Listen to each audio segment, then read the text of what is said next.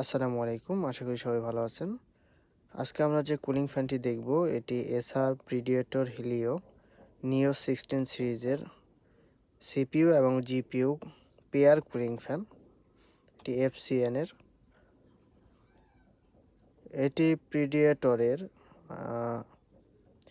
PHN 16-71 মডেলগুলোতে comfortable. আর এটার পিনটা আপনাকে দেখাই। এটার পিনটা হচ্ছে 4 পিনের কানেক্টর।